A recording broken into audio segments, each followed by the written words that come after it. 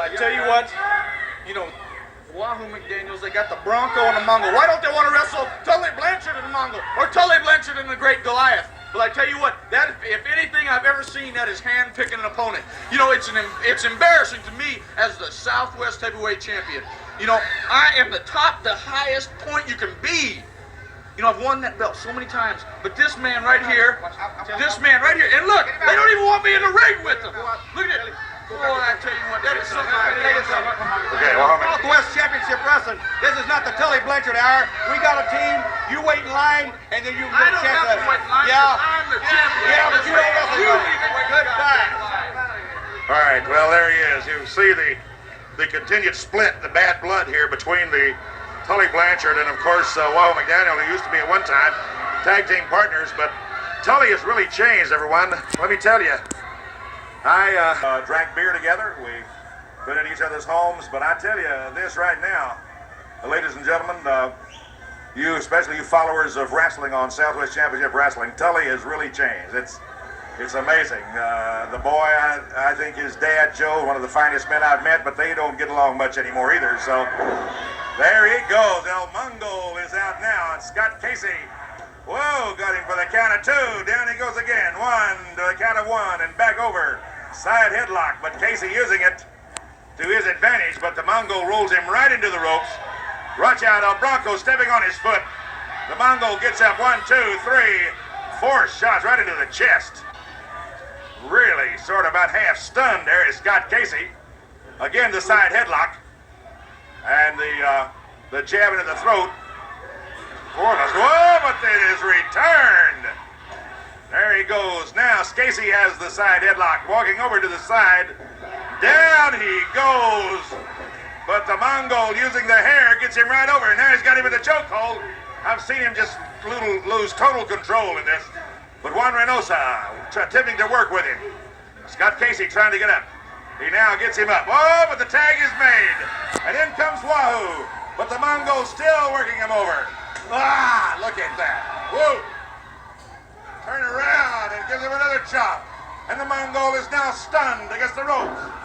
A head takedown. Step right on his face. And the Mongol is almost stupefied. Really doesn't know where he is too much. Off the rope, and he gets it. Wahoo steps over and puts El Bronco down on the floor too. Sort of a reverse headlock there on the part of Wahoo McDaniels. Midland, Texas, 260 pounds against the 270-pound. Look at the Tommy Hawk. Oh. There again. Coming off, and Scott Casey in a drop kick. You'll never see it executed better than that. Scott Casey of Amarillo. Now he's going to try to lift this 275-pounder. I don't think he's... Oh, this is brute strength against brute strength, ladies and gentlemen. There he goes now. Up into an arm bar. Decided against the slam because El Mongol is 270 hard pounds.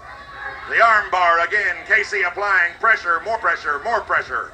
As I keep telling you, that's about the basis of all good wrestling holds. Of course, the knee to the stomach releases a lot of holds. And Casey right back, but he's sort of missing, and the Mongol is getting into better licks right now. The Mongol once again. Casey takes it. And the Mongol now makes the tag, and Casey is down. El Bronco from San Luis Potosí, Mexico, back in the ring. Whoa, and he just, and drives him to the floor with a back head slam. Now he picks him up for a full body slam. He hurt his left side then. There he goes into a full body front body slam. You very seldom ever see that, but the Wahoo's a master. A chop across the neck. And El Bronco is saying, no, a Tommy Hawk chop. Look at that power on the part of Wahoo McDaniels. Into the ropes, he just slams his head at the top. Another Tommy Hawk chop. And the Bronco tries to respond. And now a double Tommy Hawk. I tell you, looky there, he took down the big Wahoo, but he shouldn't have. He got him down a head scissor. Oh, look at that. A head scissor. But he gets out of it. He sort of rolls out of it now. Wahoo McDaniel just, gives him a shot. Over he goes. Did he tag? I think he was too stunned to tag. He just is real dazed. Look at that, over suplex. Surfboard, and down he goes. 1, 2, and he gets up. Watch out, watch out. Here's Tully Blanchard, who comes and hits Scott Casey with a chair. Look out, Wahoo. He gets Wahoo in there. Ring the bell. All right, at little 6, I don't know. Scott, is it? Oh, now he pushes the referee down. And with 2 men here that are teaming up to become quite a team, and tag team and also individually.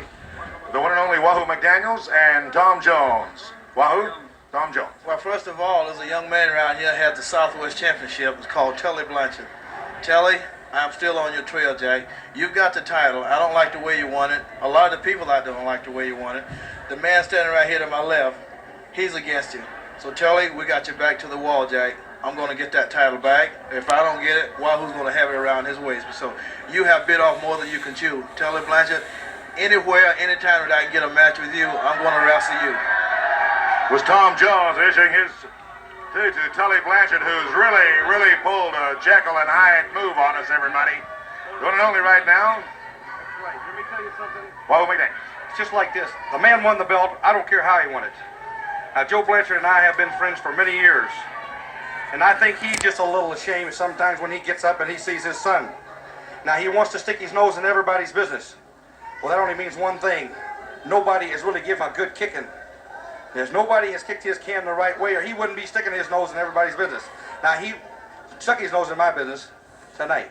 But he had a little help because he wasn't really sure whether he could beat me or not. He had a thought in his mind that he could maybe just pin me or get me.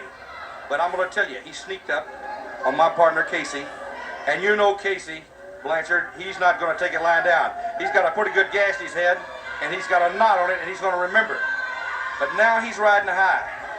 But let me tell you, when the shoe is on the other foot, and then you can take it and go home at night, that's when you're a real champion. I don't think he can take it and go home and not cry in his milk. Because I'll tell you, I don't think he's that tough. That's the one and only Wahoo McDaniels, former All-American, University of Oklahoma, issuing the challenge to Tully Blanchard. As I said, has really pulled a Jekyll and Hyde because these two men used to be good friends. But right now, we're going up to the next match. We'll have to turn that around, so hopefully I'm in camera shot here. Welcome to all my subscribers, friends, and wrestling fans to Wrestling 80. This is a podcast that I've been designing for a while. I started Wrestling Time Machine as a wrestling timeline podcast for all the families of professional wrestlers and professional wrestlers themselves, so they could go back and relive memories, hopefully, that they've forgotten, and families can go back because they've heard. Or my uncle was a professional wrestler, and I don't know much about him, so those names are there to so that podcast to relive territory history in the 70s. But there's not much YouTube footage of the wrestling in the 70s. However, there's tons on wrestling in the 80s, and this is the second attempt that I'm trying to do this podcast because the original had some WWE content, some Georgia content, and I got flagged right off the bat. So I will not be using any content that is controlled by WWE. That means I can't use AWA, Florida, Georgia, World Class, etc. But there is plenty of territories that are on YouTube that WWE does not own. And I should have a fair use as a wrestling timeline podcaster to be able to show footage of just what that's week. I'm not trying to steal from anybody. And any of these great creators want to contact me, I'll be more than happy to give them a shout out right on my podcast. This is only a historical design just so I could do a timeline in a week of history and be able also to show what was going on as well. Thank you so much. I want to start off with January 1st, 1980 in Memphis, Tennessee. On this card, Paul Ellering defeated Buddy Wayne. Big Red defeated Tojo Yamamoto. Sonny King defeated Ricky Morton. Rick and Robert Gibson won the Southern Tag Team titles from the Assassins. Now the Assassins were Ron Bass and Roger Smith underneath the mask.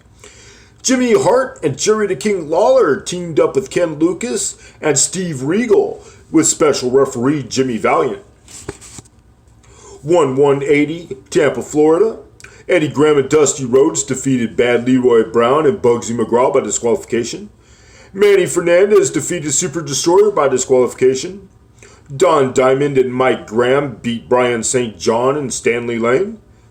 Johnny Valiant beat Bubba Douglas. Jerry Briscoe beat Mike Miller. Gordon Nelson defeated Rip Oliver. Allentown, Pennsylvania, January 1st, 1980. This is the Worldwide Wrestling Federation TV taping for Championship Wrestling. On that card, Tito Santana defeated Billy Coleman. Ken Patera defeated Steve Kirk. Dominic DiNucci over Angelo Gomez. Larry Zbyszko over Ron Lee. Rene Goulet defeated Tojo Andrews. Hulk Hogan defeated Billy Berger. Afa and Sika defeated Charlie Brown and Dominic DiNucci. Hussein Arab, the later Iron Sheik, defeated Ben Ortiz. Bobby Duncombe over Joe Mosquera. Rene Goulet over Ron Lee. In a handicap match, Hulk Hogan, with his manager at the time, Classy Freddie Blassie, defeated Angelo Gomez and Johnny Rivera. Intercontinental Champion Pat Patterson, who had recently